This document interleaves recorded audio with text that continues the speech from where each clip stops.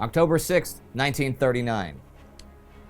When Germany invaded Poland, everyone thought that a successful invasion would take months, even considering the might of the German army. Then the USSR also invaded, and now, just 1 month from the war's beginning, the Polish armed forces' resistance is at an end.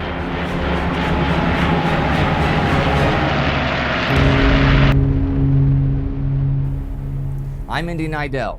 This is World War II. Last week, Warsaw fell to the Germans as both they and the Soviets continued their invasions of Poland. Germany and the USSR signed a treaty of friendship that partitioned Poland between them, and Adolf Hitler set his sights on Western Europe.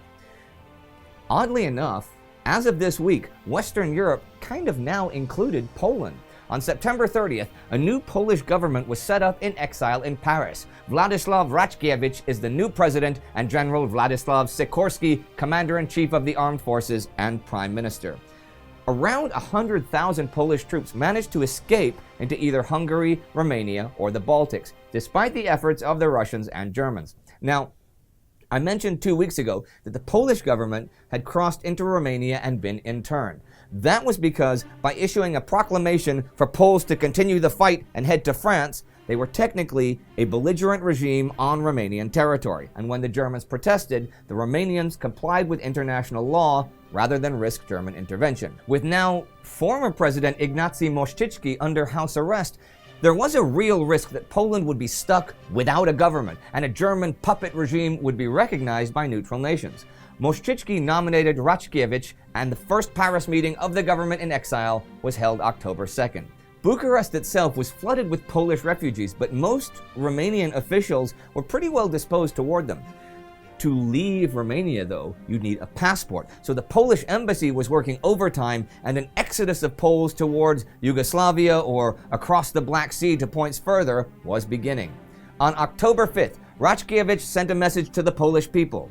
It is not the first time in our history that the head of state and the national government has had to take refuge from the motherland, which has been overrun by an enemy. In the course of 1,000 years, we have defended more than once our existence and Christian civilization against the thirst for conquest and oppression by Germany and against her barbarous Oriental ally.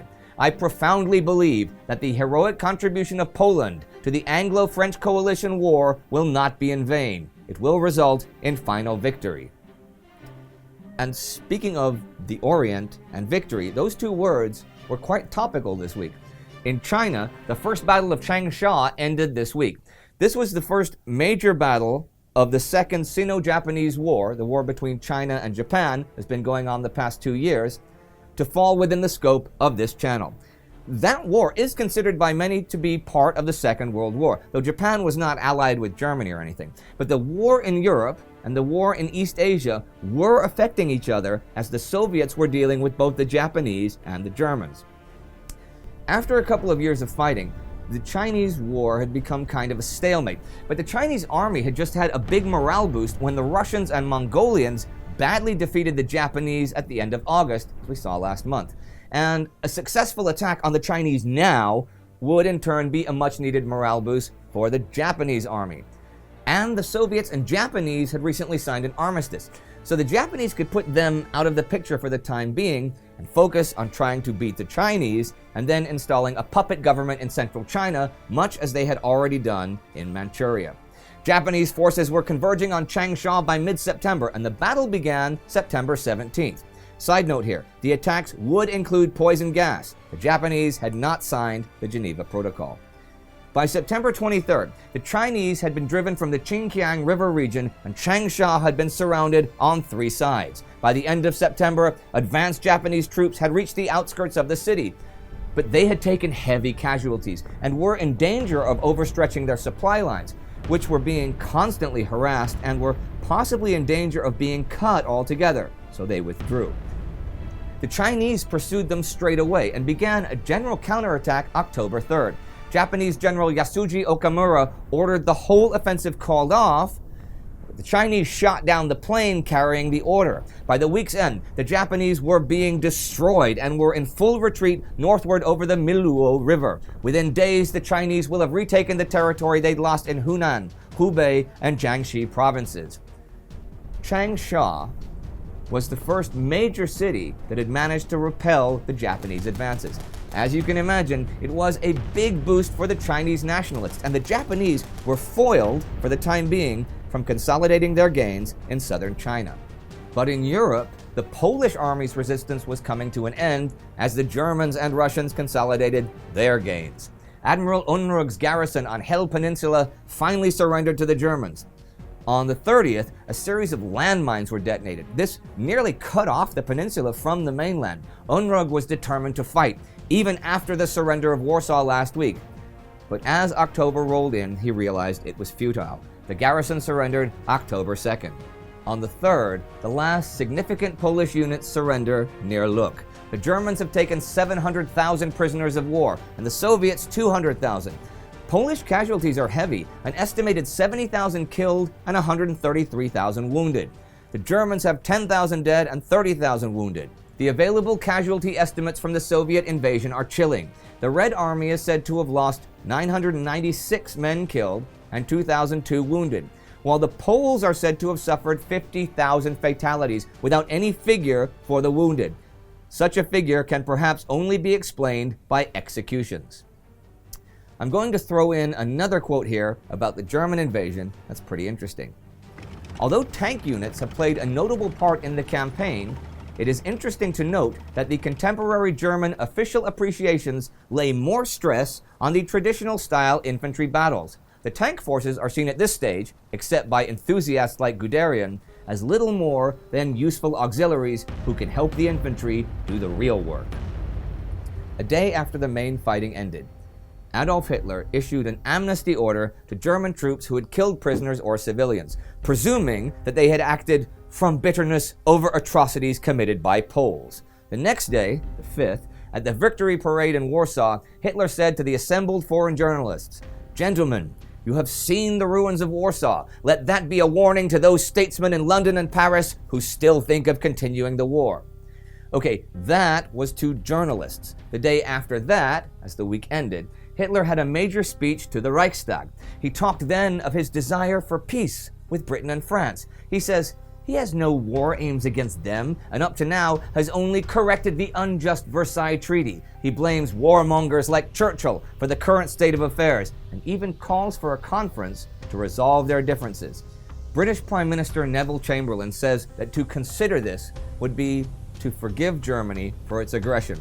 He and French Prime Minister Edouard Daladier tell Hitler, "No way, Jose." There was a conference that took place this week, though. The Second Pan-American Conference was held the 2nd, with 21 nations participating. They established a 300-mile, 480 kilometers, security zone off the American coast. Any act of war in this zone against anyone will be interpreted as a hostile attack on America. And the war at sea was in fact heating up. On the 30th, the German pocket battleship Graf Spee sinks its first merchant ship, the British freighter Clement, off the coast of Brazil. On October 5th, 8 British and French hunting groups are formed to look for the Graf Spee. Now, the other pocket battleship on the loose, the Deutschland, sinks the Stonegate in the neutrality zone. Deutschland would also seize an American ship as a prize of war. This turned out to be a big mistake. Combined with the Polish invasion, this really helped turn American public opinion not just against the Germans, but against the Neutrality Acts, which banned loans or the sale of munitions to belligerents.